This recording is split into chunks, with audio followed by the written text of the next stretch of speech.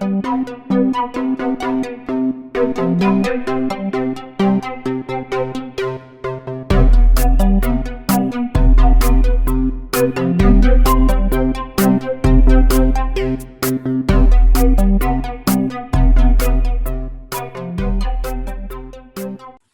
welcome to the 47th episode of Silver Lining for Learning.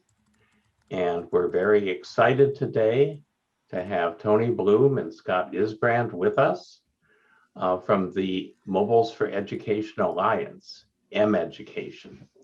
Now, I had originally met Tony in the mid-90s when we were both associated with George Mason University. And Scott, I had invited 15 years ago or so to several sessions of a course I was teaching at Harvard because he was doing really interesting work with mobiles in Africa, which he's continued. And then M-Education, when it started more than 10 years ago, I was heavily involved with the conferences because I was funded at the time by Qualcomm to hold conferences in the US called Wireless Ed Tech. And the reason for those conferences was to try to kickstart mobile learning, because it may sound weird now, but only a little over a decade ago, schools were banning students from bringing mobile devices to school. They were seen as the work of the devil if you had them in a classroom because they were just going to distract people. Institutions like MIT were pushing one laptop per child as if there wasn't a host of mobile infrastructure already in the developing world. And finally, people have figured out that these devices are the new infrastructure for many kinds of things, including learning. And M-Education and Tony and Scott were just key players globally in bringing groups together that were working on this and cross-fertilizing and so on. So I'm so happy to have them as part of the program. Co-hosting with me is Yang Zhao and Punya Mishra. Kurt and Xiangye are in the background on the YouTube channel for those of you who are participating live. And I'll ask Tony to begin, introduce himself, and tell us something about M-Education. Sure. Well, Chris, thanks so much for the invitation for Scott and I to speak, and for all your co-hosts as well. It's been terrific learning just a little bit about your backgrounds. And it's a pleasure for us to be able to have a conversation with you and to tell you a little bit about our work, both in terms of the M-Education Alliance, for which I'm the executive director and Scott's the director of strategic initiatives, but in general, just to have a conversation about ed tech in developing countries. Scott and I joke he needs a few more years, but between the two of us, we say that we have half a century of experience working in ed tech in developing countries. And a lot of lessons have been learned, and we've also observed a lot of mistakes as well. So happy in a moment just to tell you about the M-Education Alliance. Chris, do you want me to turn it over to Scott so he can introduce himself, and then we can get into a little bit of the presentation? So Scott, maybe if you want to start with an introduction, then I'll come back, give a little bit of overview about myself, and then go into the initial slides. So over to you, Scott. Great. Super. Thanks, Tony, and thanks, Chris. I really appreciate the team for the invitation. Lovely to speak with you all today and the participants on the webinar. So I'm Scott Isbrand. Like Tony said, I'm the Director of Strategic Initiatives of the M-Education Alliance, and have worked about 20 years in ed tech. So first private sector in the US, did a lot of work with early learners, Sesame Street workshop support, educational multimedia for Mr. Rogers, as well as Pearson. But I'd had some experience 26 years ago in West Africa as a volunteer doing non-formal literacy. And one thing I couldn't get out of my head was all the challenges of supporting teachers, of getting materials to learners, the costs and all the barriers. And so I came back to the States and I worked in ed tech. And at that time, about 20 years ago, I was part of a team designing digital textbooks. And I thought, God, if there was a way to just adapt this technology for an appropriate context, but of course, there really wasn't the vehicle. And then, Chris, you mentioned that phenomena about a decade ago. I happened to have been in Niger for a second time running a food security program. And that's when sort of all of a sudden there was this infrastructure. So it's been an interesting 10 years. It's been an exciting ride. Really excited to be back from the field after working for about 15 years in sub-Saharan Africa with ed tech, and really excited to be part of the Education Alliance team as we've spun out from USAID over this past year. So that's a quick bit about my background. Back to you, Tony. Oh, thanks, Scott. And some respects, it mirrors Scott's own sort of experience. For about 25 years, I've been focused on ed tech in developing countries. Met Chris, as he said, at George Mason University, where I got my master's in telecommunications, and was really focused at the time on use of satellites for teacher training and instruction. And basically ended up getting hired by the World Bank straight from graduate school, where I ended up working for about 11 years, both in Washington and then living in Zimbabwe. I actually left the bank then and it worked for Peace Corps as their technology for development specialist. Loved that for a number of years, helping work with volunteers around all sorts of sectoral projects around the world. And then was hired by USAID, where again, I worked for around 11 years as their senior distance education specialist. And as Scott had said, in the midst of the pandemic, we thought a lot of conversations taking place about ed tech, obviously it would be part of this conversation as well, in developing countries, and basically rolled out the Education Alliance that had been incubated within USAID for those 11 years as a independent nonprofit.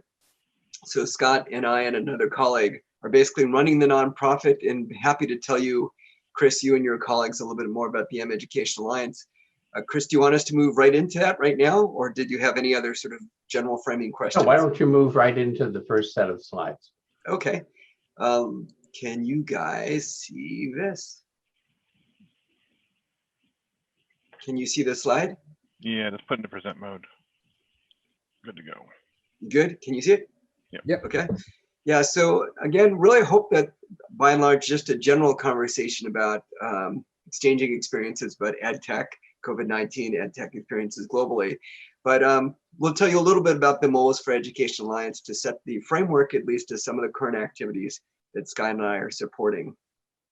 As I noted, the Education Alliance has been around for around 10 years. We just celebrated our 10th anniversary and had an award show. For those that are interested, the entire award show is featured on our website. But basically established as a convening platform for development and donor agencies that are focused with some area of interest in ed tech for developing countries. To date, we have around 33 institutions that represent most of the bilateral, multilateral development agencies that we know have a common interest in this space. Among other activities, we organize an annual event that's a convening gathering for practitioners and policymakers to come together and share their experiences. But really, it's about strengthening the network. So we have opportunities to share experiences with each other and to share our lessons with others that are working in the field. The last symposium event that we had virtually, not surprising, last year, Play Every Day, Lego Foundation was one of the co-sponsors. We had close to 800 registered participants, 100 presentations from like 32 countries. So that just gives you some idea of the type of interest that we have for some of our convening events. Happy to answer questions in regards to events that we have planned for this year. In general, just to reinforce, we're about strengthening the ed tech ecosystem by providing a range of services and technical advice for organizations working in this space. But we also see ourselves as an amplification platform to spread the good words and works of organizations that are part of the Education Alliance network. Scott and I are on this phone call. We have a director of engagement, Nicole, as well. It's a small team, but mighty at this point. We're excited to have a variety of institutional representatives who are on our governing board.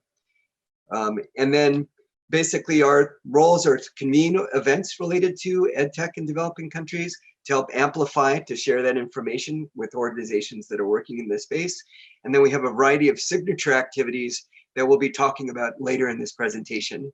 Maybe just for my last slide is, again, we're around strengthening the ed tech ecosystem, providing services as advisors, and then just seeing how else we could add value. So Chris, maybe I'll stop there, stop sharing, because we could talk a little bit later about some of the specific activities that we have, but that was just to set the framework with some of the activities Scott and I are supporting. That's great. Punya, you have a question? Yeah, I have a comment and a question. And I'm so glad that we are talking about mobile learning because, one of the I mean, this is an interesting statistic. I don't know whether it's a good statistic or a bad statistic, but there was a UN study which showed that more people in the world have access to mobile phones than to toilets and safe drinking water. I mean, it tells you something about the world we live in some way. But that said, just when I look at, let's say, India, where I'm originally from, or I look at a neighboring country like Bangladesh, the leapfrog of going from landlines. I mean, in my lifetime, Zhao and I have talked about this. When I grew up in northeast part of India, we used to literally call up the operator and they would connect us with people, and forget rotary phones. And I'm talking about that technology, right? And to see the landline infrastructure is such a big challenge in countries like India and Bangladesh and others, that cell phone technologies, just for some of them, just leapfrog. They went directly from sort of a rotary to a mobile into a smartphone era. And one of the big things in India that I'm seeing now is companies which are coming in with data plans and so on, which are incredibly cheap and incredibly powerful. So I think it's not a question as much as sort of speaking to, if either of you could talk about that, because I think very few people here sort of understand how big a transformation that is for many communities. And if there is a question, it might be, maybe it comes in later, is it has also led to a lot of problems in the sense of, in terms of fake news, in terms of how the social media, I mean, there is this sort of educational component, but there is also a miseducation piece in there. And I'd like to hear your thoughts about where you see yourself positioned in that space. Because I mean, if you look at what happened with Facebook in Myanmar and the Rohingya, what I'm seeing on a regular basis happening in India right now, with the spread of these technologies and its misuse, there are sort of two sides to this equation, I think, that we need to be very upfront about as well. Anyway, it was just a comment, and just open it up to some thoughts about this leapfrogging and what some of these negative aspects as well. Sure. Thank you, Punya. Hey, Scott, just based on all your years of experience of having been in the field and watching that transition, I wonder if you want to take the first part of Punya's question about mobile penetration. Absolutely. I mean, with mobiles, the only word that I can use to describe what's happened is just transformational.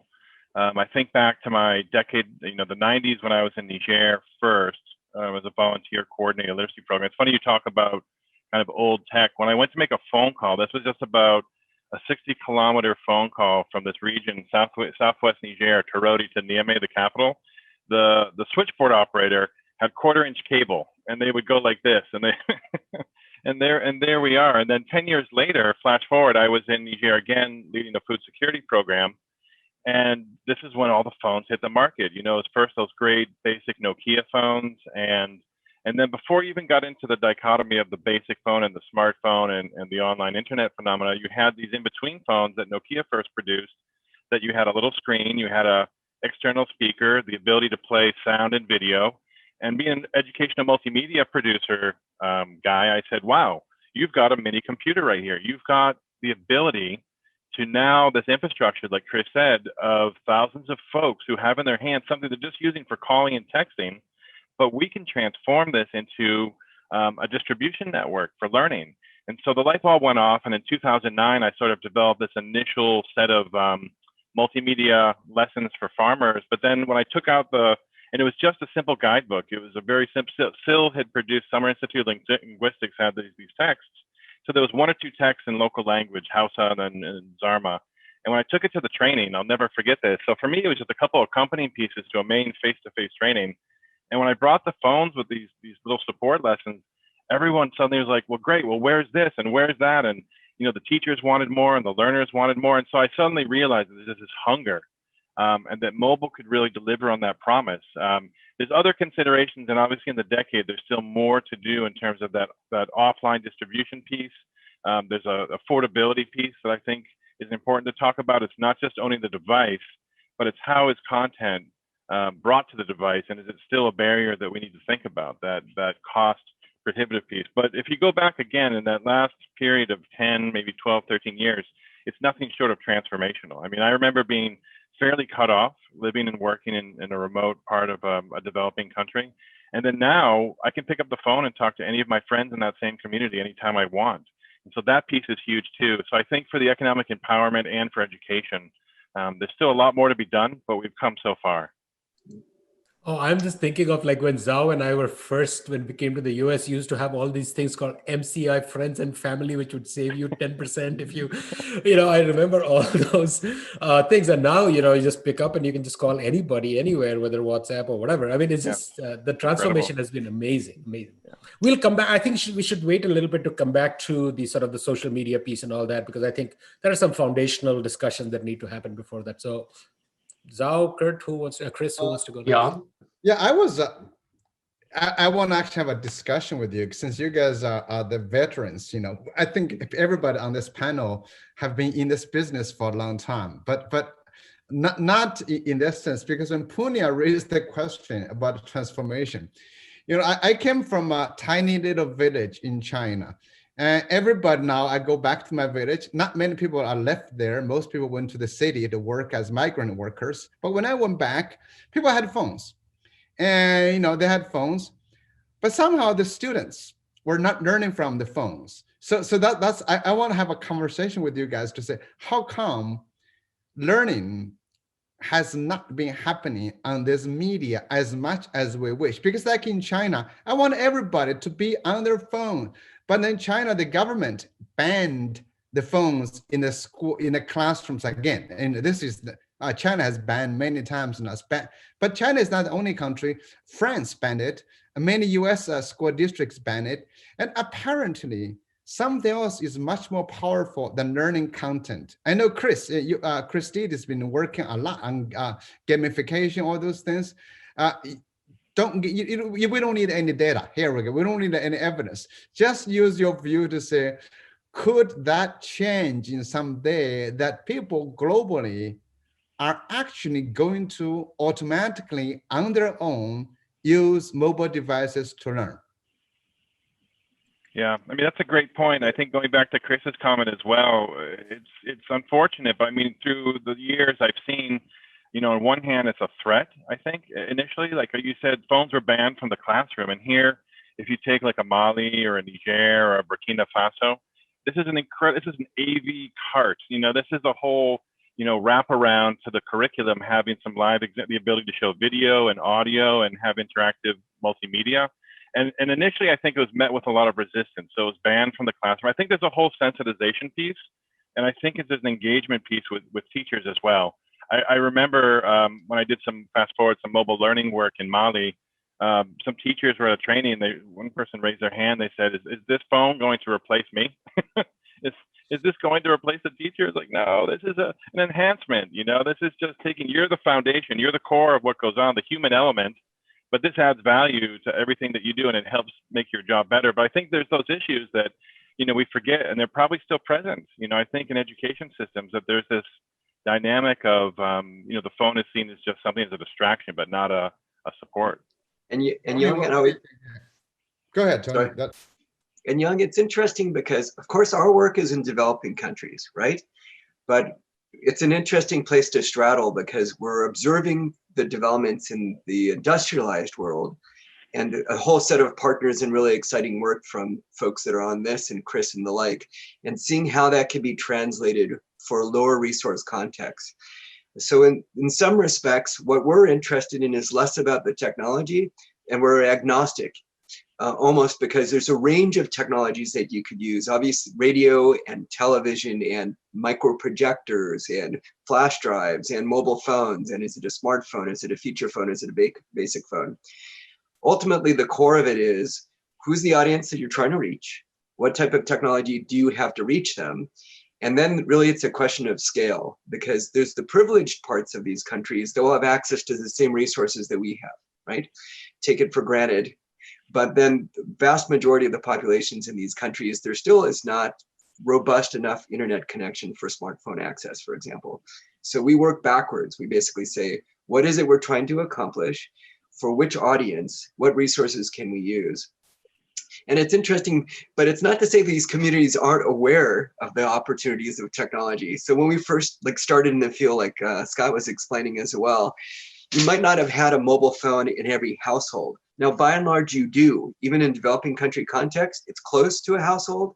It's much more penetration. But I remembered in terms of my being reminded of about a humility is one of the presentations when I was living in Zimbabwe, and we were talking about what this means to bring internet into your communities.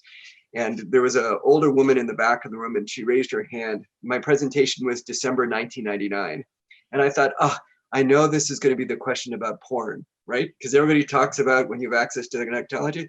And she raises her hand and she said, will your computers be Y2K compliant? So figured, you know, if that these communities aren't aware, social media and otherwise, but ultimately what it really comes down to is, especially for an education system, can you show that that technology improved learning outcomes? Because I think there's a lot of hype still about technology, even with uses of schools in industrialized countries.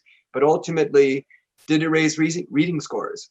Did it raise math scores? What are the other ways that you can demonstrate that the technology is showing improvements in learning outcomes? It's based on those decisions that you can then suggest, how do you roll out technologies and pair it with appropriate content? So just to your point. So I want to So take this if in a little different direction. Chris, can I just have a quick Yeah. follow-up here? Okay. Sorry, didn't mean to interrupt. No I just worries. want to build on something that Zhao said, which I think I sort of disagree with what Zhao said, which he said that, you know, that he would like to see children learning. I think they are learning with these technologies. It's just that they are not learning what necessarily school or parents or adults want them to learn. And again, I don't mean it in a bad way at all. I mean, they are socializing with each other. I mean, if you look at the TikTok generation, or if you look at the sort of the creativity that kids are showing in these using these devices, I mean, there is a lot happening, which is learning happening in a different way, which is, you know, for good or for bad. That's not what I'm getting at, but I think there is a lot of learning that's happening. It's just not necessarily math and literacy that's happening, but it's visual literacy, it is social literacy. There are lots of things that are happening there, which I think are very positive and sort of energizing as well. Anyway, Chris, just wanted to make that point. Go ahead, please. No, glad you made the point. I'm going to take it in a little different direction. There's a kind of puzzle here with mobile devices because from 10 years ago to 5 years ago, I visited a lot of schools and universities that said they had mobile learning programs. And every single one of them showed me people sitting in a classroom with a mobile device sitting on the desk.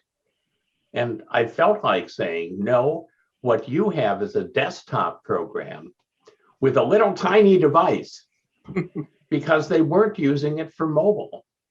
My colleagues and I, from 2012 to 2016, developed as a kind of demonstration of concept, a curriculum called EcoMod that involved being out on field trips in natural ecosystems that had been augmented and using the mobile device truly as a mobile device in the way that scientists use it to collect data, to document things, to geotag, all of the things that professionals use mobiles for. But it never went anywhere. And we certainly weren't the only people. In fact, the only thing that has persisted in terms of mobile devices and learning is this concept of movies like The Minority Report, where advertisements follow you everywhere based on your mobile device. And there's this incredibly dysfunctional future. So one of my theories, which has never been proven, is that the first real 21st century transformational educational system will happen in the developing world, not in the developed world, because the developing world can leapfrog. And in the developed world, everybody who has a stake in the current system is fighting tooth and nail not to let it evolve. But I'm curious as to whether you see actual mobile learning starting to happen, or whether it's mobile devices in classrooms. Maybe I'll take a stab at it and then Scott. So Chris, this reminds me of probably the topic we spoke about 10 years ago when you were first at the M Education, and of a very similar, like really how to use the features of a mobile phone for education, whether it's the camera or SMS or whatever. So this brings back memories about talking about what you could really do with that mini computer that Scott was referring to. So maybe to pick up a Young or Punya's point as well, just to tie this in, is we think there's enormous opportunities for education to take place outside the traditional education system. Now, this isn't to say that you don't want to support the traditional education system and you want to support the administration, the data collection, the classroom, the teacher professional development. It's not to say that you want to displace the importance of that. But we know how many kids are outside of the classroom, right? And how do you reach those kids with edutainment media? And your mobile phone is a perfect place to be able to share that and get them excited about learning outside the traditional school system. So we'll talk a little bit later, Chris, about how to use SMS, for example, or other features of a phone, for example, to spark kids' interest in math. But I couldn't agree with you more. How do we take advantage of that power? I used to talk about the mobile phone from a few years ago had more processing power than what it took to land on the moon originally. And now I have to recalibrate with ours having landed a rover on Mars again. But there's so much potential for us to be able to use that device, both connected and even if it's not connected, think about the processing power that it has for offline education as well. Scott, did you want to pick up on Chris's point? Yeah, I mean, there's one thing I wanted to say. One thing much to my dismay, one thing you saw with that early mobile learning was that people were just trying to clone the internet computer model, the classic kind of e-learning. And not only does it have its pitfalls with the bandwidth issues, but also in terms of pedagogy, it's not really an engaging learning experience to have just basically death by PowerPoint coming at you on the screen. And so, some of the work that I've done in Mali, for example, with a youth entrepreneurship program that USAID funded, critically was about, well, what are the key things that entrepreneurs need? What are the core competencies? And so we did face-to-face training, but then we had these videos that were leave behinds and referrals for them to go back to. But also, really importantly, there's a lot of tools that just come with the phone, not even creating custom apps, but phones have a calculator on it. That's a super useful tool if someone is, starting or growing a business, just knowing how to use the calculator, and then marrying that with a numeracy course and saying, okay, for you doing, your business books, how do you keep a basic ledger? And then you've got the calculator. And so looking at things even that came bundled with the phone. I'm thinking back to the early days with Nokia. They had a great service. I think it was called Nokia Life, and it had early weather data for farmers. And that's critical, especially in places where you're thinking about, do I plant now? Do I plant my millet now, or do I wait for the next rain? You've maybe got some market data or weather data on the phone, the radio, but not on the phone. Phone was instant. Phone was like real-time information. In the early days, I shout out to Frontline SMS, which was a great tool to shoot out SMSs and just ping to get some of that weather data and that market data. So I think it's all about looking at what are the needs of folks, their daily lives as lived, whether they're an agricultural producer, whether there's someone starting or growing a business, or whether it's a young learner in a classroom at home.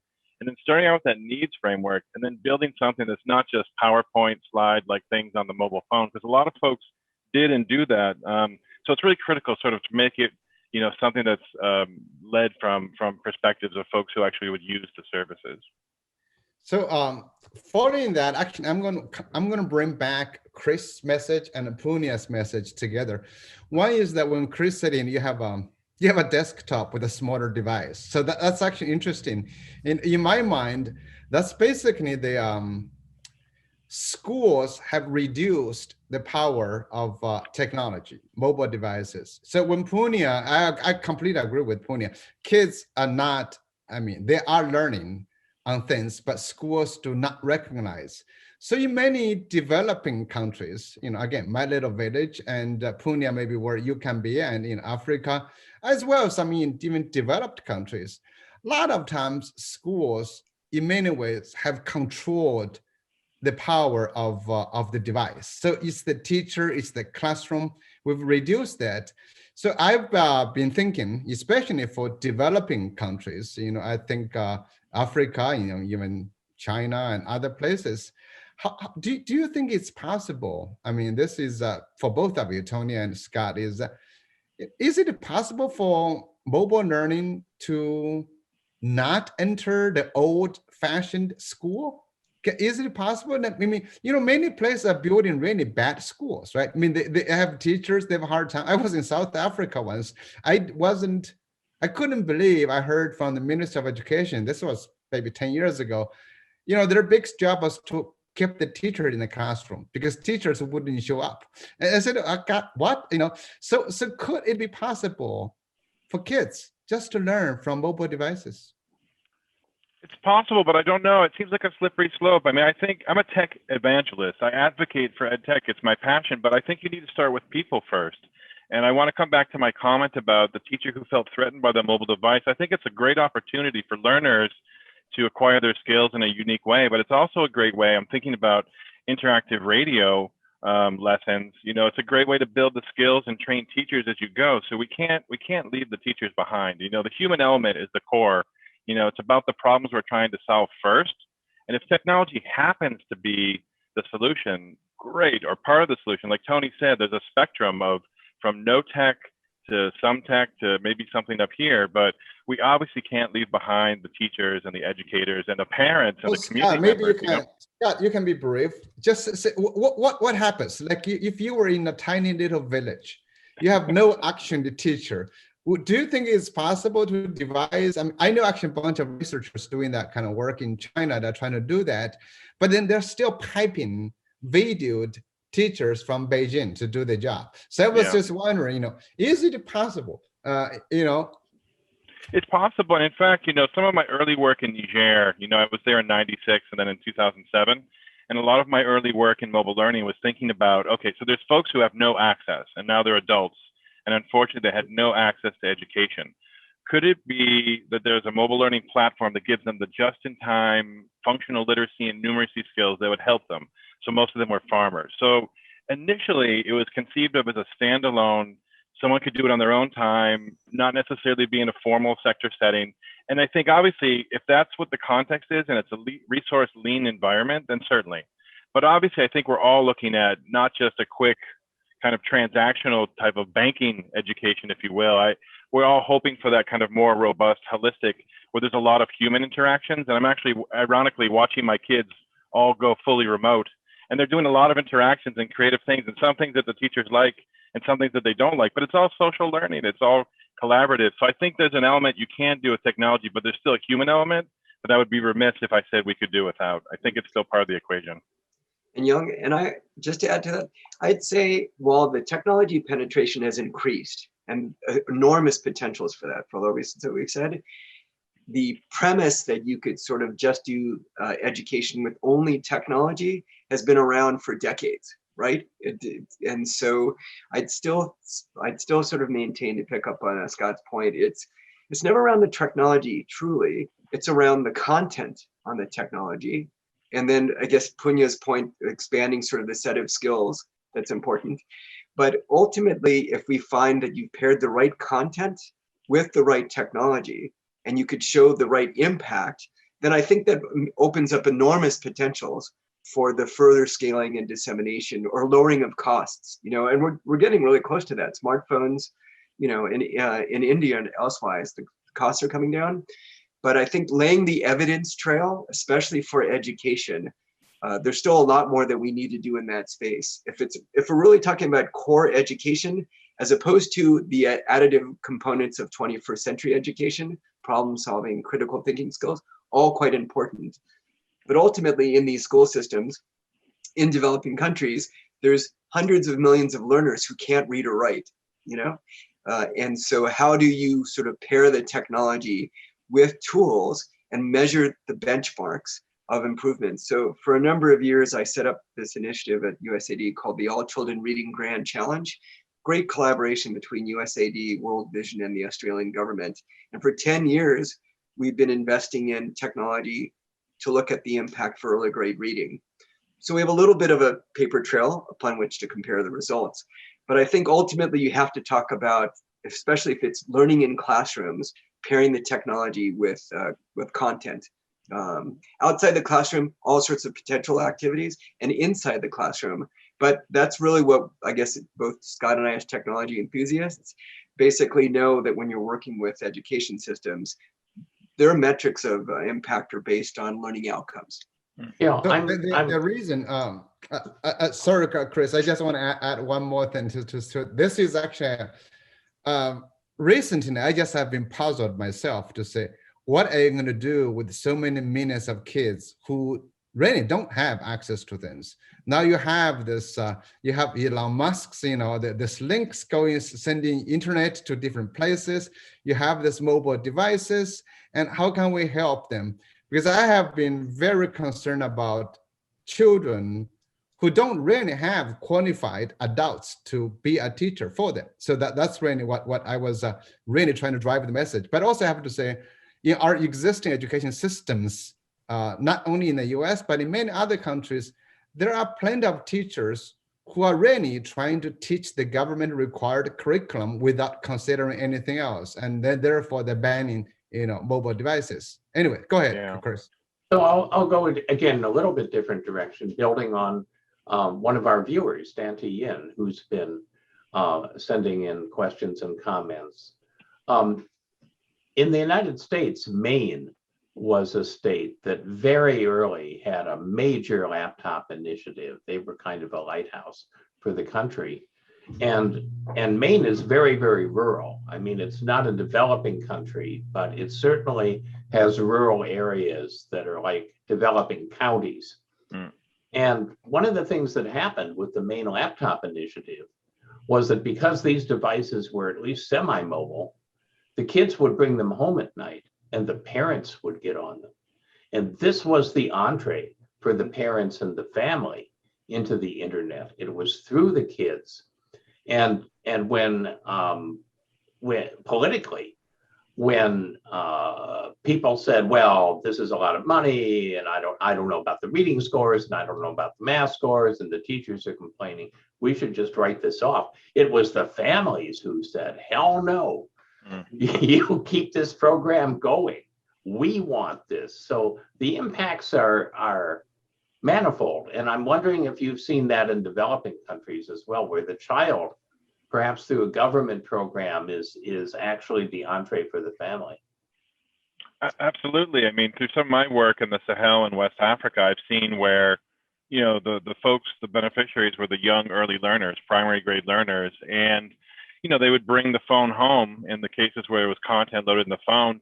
And then you just hear about the whole family being engaged, and so that was sort of early Java work that I had done with Nokia phones. And then when we moved into an Android space, and we had the good fortune in some cases of using tablets, not everyone has access to a tablet, but when the tablets were made available, loaded with readers, the readers that we built on this one mobile learning platform that I developed, it would have different modes. So one was just read by yourself and you swipe through it. One was it highlighted phonetically for the child as they went through, pretty standard stuff now, but this was 10 years ago. But the other modes, again, it allowed the parents who are literate. That was the other thing too, is how can the parents accompany the children maybe with their schoolwork if they don't happen to be literate or numerate? This was the perfect way to engage, to bring parents in, kind of like what you're talking about. It was a gateway to get them more engaged, and we saw participation in PTAs go up. We saw increased time on task go up with learners outside the classroom, and consequently learning gains responding, the same way. So Tony, I want to make sure you have time to talk about the current initiatives of mEducation. So why don't you show us some more slides and drive the next stage of the conversation? Okay, great conversation. Thanks for all the questions. And we'll drop in the chat, Scott's and my email addresses, so that if you have additional questions, happy to continue it. Can you see the screen? So Chris, this is, we could have planned this together, a Las Vegas act. Chris, this is a perfect lead in from, or follow on from your question. One of our signature activities, we have a variety of signature activities that we're really excited about catalyzing. Stakeholders that are engaged with, having them meet each other, adding some new opportunities for people to get excited. One of which is called Math Power. And it's all designed specifically to how do we inspire more love of math in kids around the world. But Chris, number 2 on our chart of activities are how do you get young people themselves to be math game ambassadors for other youth? So exactly to your point about use the spark young people's both interest in technology or in general. So we have a range of tech and non-tech activities at our Math Power initiative. again, starting with young people themselves, perhaps training them through some form of technology about how math games can be used to help spark the love of math, but having them basically be math game ambassadors. So in Math Power, we have a range of activities with features of phones like SMS. How do you disseminate just math game descriptions? Or to use of IVR, interactive voice response, so another component of use of a phone that you can, dial up and basically get a math game being described to you.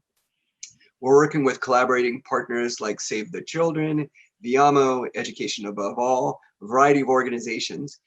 And we're really intrigued by this topic of use of games. So Chris, I know a lot of your work in terms of gamification, very much the same thing. How do we collate, disseminate, get games into communities as another point of entree for formal and informal education systems to be able to use math games? Happy to, if there's questions about it, happy to talk about some of the other activities. We will be we're organizing just now virtual math festivals. We'll be doing in regions around the world, and the call for presentation proposals are still open. So if any of our viewers have suggestions about presentations for this, happy to talk about that. And then pairing again sort of the role of young people, either as math game ambassadors or otherwise. Another initiative we have, Youth Digital Champions. How do you pair youth interest in acquiring or use of digital skills? And I find this is sort of a universal, to the point that we were talking about earlier, is young people around the world, regardless of their circumstances, are attracted to technology and by and large want to have digital skills. So the whole network of organizations and infrastructure that try to provide that support. Once having trained these people in digital skills, how do you get them involved in community development? How do I use my digital skills for agriculture or health or to support the education ecosystem?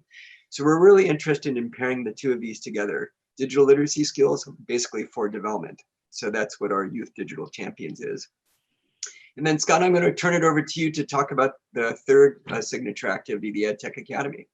Yeah, sure thing. Thanks, Tony. So the EdTech Academy is sort of our premier learning and training platform for the EdTech community.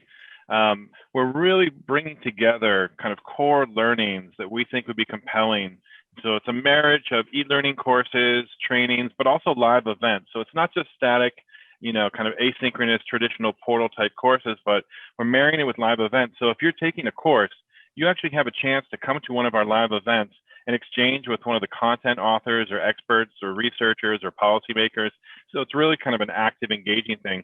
Not to mention that there's also sort of a nice curation of different toolkits. So it's something that we're leading with right now. In the next couple of months, stay tuned, take a look at our website for this initial Digital Literacy 101 series. So just sort of framing the discussion. Lots of folks have definitions of what is digital literacy. So we're looking to frame this, and we have a lot of great contributions from Alliance members and other strategic partners like GSMA and IREX and the European Commission, just to name a few. And we're really looking to target sort of that intermediary layer of practitioner, researcher, policymaker, but then obviously the content's beneficial sort of in a cascade sense. So we figure there's benefit to engaging with those folks, again, with the training piece and with the live events, but then there's also toolkits and other things that they might cascade on down that might end up being a tool that's used in the field. So at the bottom of the slide, you see a bit of the overview of the series of modules that we're currently working on, with the ones in red coming out in the next month or so. So stay tuned and keep an eye on our website. So Chris, we could keep going through this, but we love the questions. So maybe if there's prompts, we'll talk about some other stuff, but this is really, we're benefiting from this being a dialogue. So for those that are interested in more Education Alliance activities, we're happy to share the slide deck, but welcome any sort of additional questions and comments. Well, I want to comment on the math, because actually at the time that I was working as a consultant for Qualcomm and running these wireless tech conferences, they had a math initiative in a school district in North Carolina that the kids just did not have any technology. And so they loaded up special Qualcomm powered phones, and they had this math curriculum. And the concept was that the math scores were going to go up because kids would take the devices home at night and they could do drill and skill outside of school instead of inside of school. But what happened was totally different. And that is that the kids started using the phones in the way that they use them for non-academic stuff. So one kid who was good at math, would solve the problem and make a video and send it out to all of his friends, demonstrating how to solve the problem. And when the teachers found out about it, they were horrified, except for the really smart teachers. And the really smart teachers said, great, why don't you present this in class tomorrow? So now suddenly the nerds in the class are getting all the attention. They're the new heroes. The teachers are celebrating the fact that the kids are involved with math outside of school. The social media is buzzing with all these different math things happening. The kids made a not very good educational experience into a terrific educational experience just because they wanted to learn from each other, not because they were doing fundamental design. And I'm wondering if some of the same kind of sort of user co-design may start to happen with some of these initiatives. Well, yeah, Chris, that's exactly pairing up the two, the youth digital champions with the idea of taking a theme focused, and math power is the first of our STEM building blocks, but you got to start with M before you get to the S and the T and the E. So we couldn't agree more. We think I mean, it gets to our earlier conversation about it's not just the technology, it's the actors involved and unleashing the creativity of young people to be engaged in their own co-education. It's really, like you said, Chris, a point of, are the teachers comfortable with that? And or will that instruction simply take place outside the classroom, as Punya and Yang were talking, as now we're talking about as well. I mean, parents are hungry for education. Kids are hungry for, maybe they don't term it as education, but they want to improve their lives.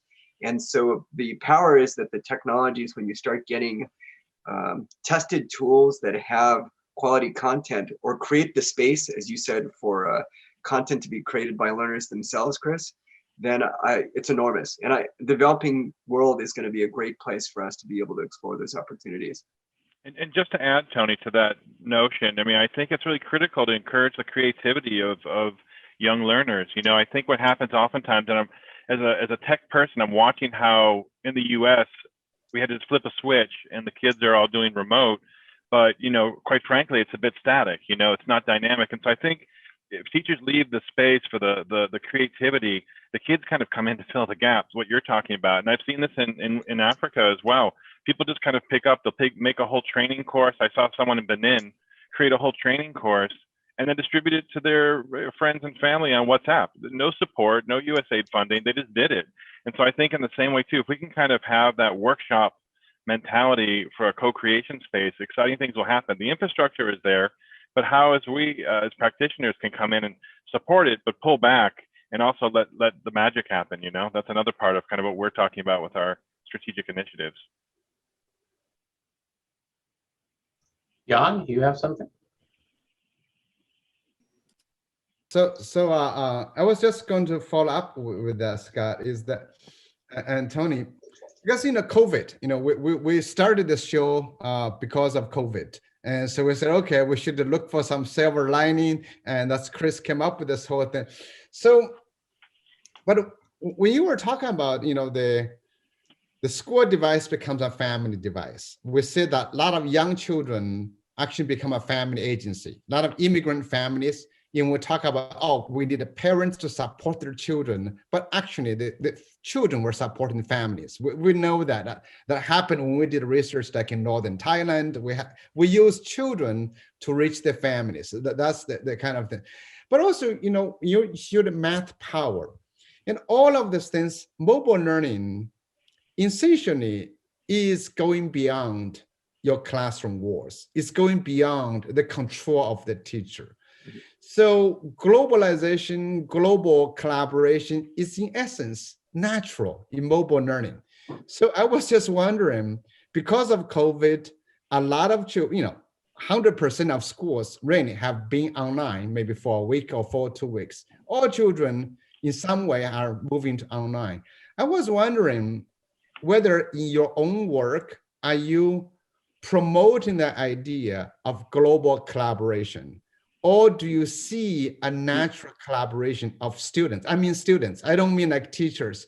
I think less teachers sometimes they're not in this. So our children getting more and more engaged beyond their classroom. You know, Greta Thunberg is a great example, right? She started this whole thing by herself, and then boom, you know, got a global movement. I was wondering if you're seeing a lot more of that, of children becoming themselves the agent to make changes, to bring changes, to connect globally. Any one of you guys, both of you. Well, I'll tell you, first of all, a group that I have great respect for. It's called iEarn. It's an international resource network.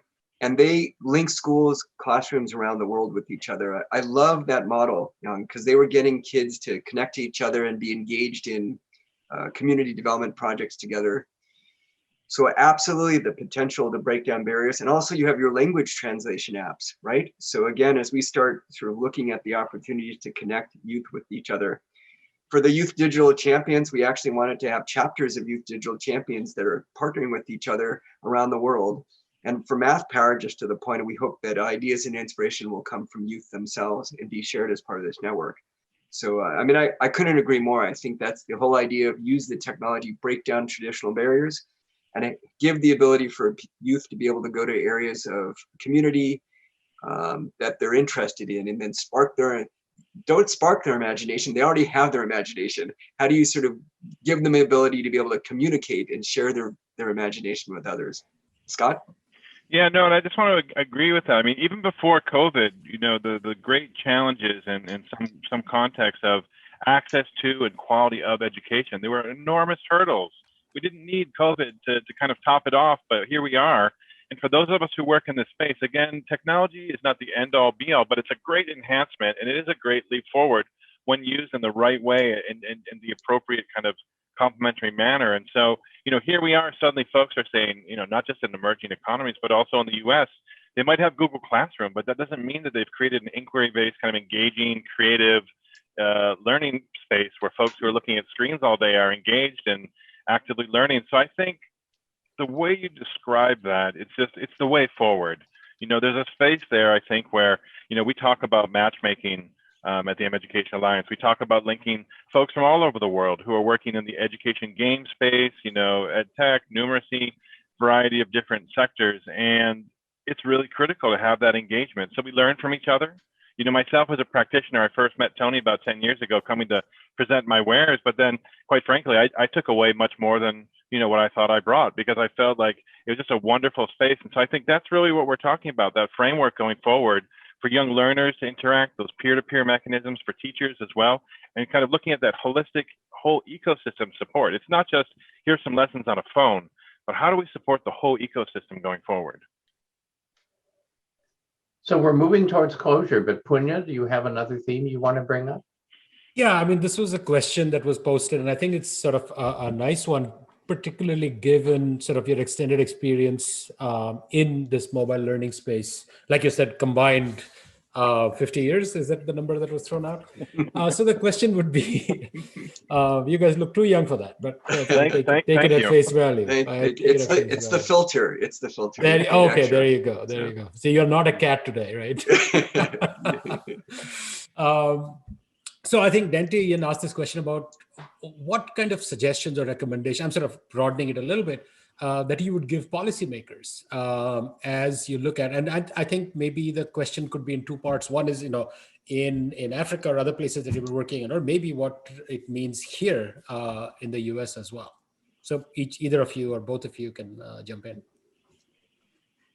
Maybe just to begin with is just a lot of humility. I mean, it's the folks are aware of sort of trends. It's in a global world, they see sort of like shiny objects that are being used elsewhere. And if you're a policymaker, ultimately what you're concerned with is your kids learning.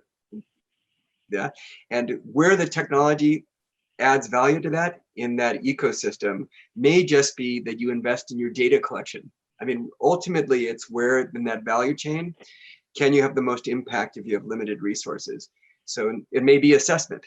You know, assessment tools, I really just need to know. And maybe teacher professional development. So even before you get to the classroom, what are all the other ways that technology is being used to support your ecosystem. Printing of books involves technology. Can I lower the cost of printing my books and track my books actually getting to the classroom? That's an important use of technology. So within a policymaker, it really depends what part of the ecosystem you're speaking to. Just one part of it, Punya. And then just listening. Okay, what is it? What's your most pressing need? Okay, let's think about what the technology solutions are that can help you get there. And maybe what we'll do is we'll show examples of how it's being used effectively elsewhere. But then just the last thing, and over to Scott, then ultimately it comes down to behavior change. It's all about behavior change, right? I remember being in a country and one of the implementing partners had built this great EMIS system, Education Management Information System, and said, we train people on it, we set up the infrastructure, we collected the data, and wouldn't you know, when the numbers were announced, it had changed. And that was a political decision, not a function of technology. So I think it's again, the technology is a tool, as an amplifier, as an opportunity. But with the policymakers, it's really like, how can we help? I mean, what are your pressing needs in matchmaking, networking, holding up good practice examples? Scott? Yeah, no, I mean, just echoing what Tony has said, I think a lot of humility first, you know, coming to the place as a practitioner, listening with both ears. But then if there's a place to add value in co-creation, and that co-creation workshop space where I like to work with colleagues from Africa and around the world, I think it's about listening and then saying, okay, this isn't a one-size-fits-all solution. This is definitely not a top-down approach, but then working together as equal partners, what are the critical needs and what are the solutions in our kind of co-created toolkit that we can bring to the fore? You know, you mentioned textbooks, Tony.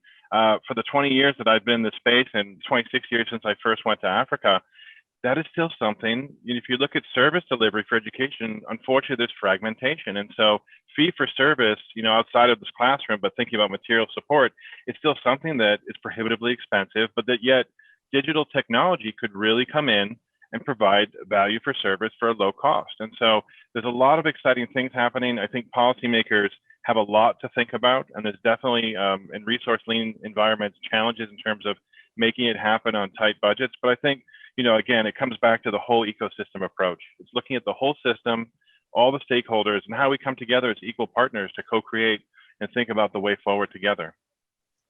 So we're getting low on time, but I want to make a couple sort of summary remarks, and then we'll talk about what we're going to do next week. So one of the things that we know is that the mobile companies have done a really good job of reaching out to policymakers, not so much about education, but just about investing in mobile infrastructure. And I've read a lot of careful studies that say, look, you spend $1 in this developing country on mobile infrastructure, you're going to get back much more than $1 in economic development. So it's a virtuous cycle. And that really has empowered a lot of education, because now you're not just investing in some special device for education, you're tied into economic development. And of course, that's a much bigger horse in the infrastructure than education typically in terms of political power. But I continue to hope that people will see the full potential of mobile devices. And I think it will be first in the developing world rather than developed world for transformation. In talks that I give, sometimes I talk and I say the whole history of educational technology to this point has been old wine in new bottles, where we take the industrial era curriculum and we package it in these devices. And I say, but the opportunity is new wine in no bottles, because now you don't have to have a bottle with mobile devices. Now learning can truly be life-wide, lifelong, and life deep. But we have to have the vision and the courage to leapfrog the old system. And I continue to be optimistic that that's going to happen. I think Silver Lining for Learning is making a contribution in that. I think the Mobile and Education Alliance is making a big contribution to that. And maybe the pandemic even is making a contribution to that. So next week, in keeping with the pioneering spirit of our program, we're going to do something we've never done before. we have been invited by the Computers and Education Society of Ireland to be a plenary event at their annual conference. So virtually, we will appear on the stage in Ireland. Each of us will share as co-hosts some of our favorite episodes. We'll have an interaction with local moderators and with the audience, and really talk not just about a single theme, but about Silver Lining for Learning as a kind of powerful archive that can help to move the field forward. That will be in an unusual time because of time in Ireland. It will be at 10:30 Eastern time. So come join us face to face, well, online, but live if you can. If not, come and be part of the archive. And I just want to thank Tony and Scott, not only for participating in the program, but for their decades of leadership in this area. It's very much appreciated. Thank you for sharing with us.